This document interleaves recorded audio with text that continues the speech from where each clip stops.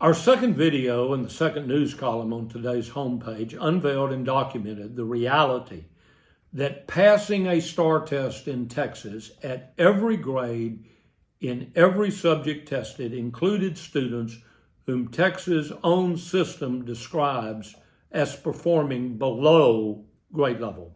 Why? Back 30 years ago in that 1993 Senate Bill 7, which launched a formal accountability system, validated the power of the State Board of Education to determine what the performance standards were. The bill wrote, satisfactory performance. The State Board of Education shall determine the level of performance considered to be satisfactory on the assessment instruments. Over time, the nomenclature of the standards has changed, but not the reality of the State Board of Education's validating sub-grade level performance in tested subjects at every grade level to be passing the various tests. The story documents the circumstances that pretty much forced the TEA commissioner to acknowledge that the threshold of approach was the state's definition of its constitutional burden to close achievement gaps. Here's what is really important about the standard of approaches. The TEA directly reports the percent of students who achieved its standard of meeting grade level.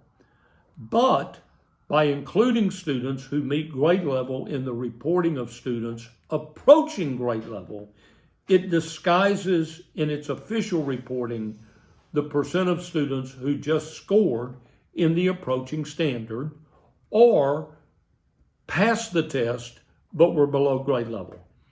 It's easy to calculate. However, the state does not give a discrete number in its report of the percent of students passing the test but performing below grade level. That's not honest.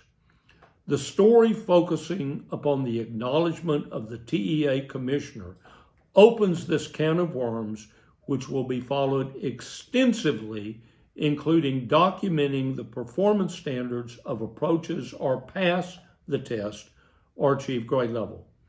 Remember our first column where we reported that 62% of Texas at-risk sixth grade students passed or performed at approach on the reading test in 2022-23, but 69% of the students were below grade level.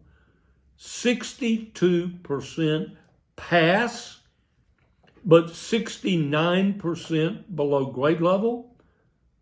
Consider this.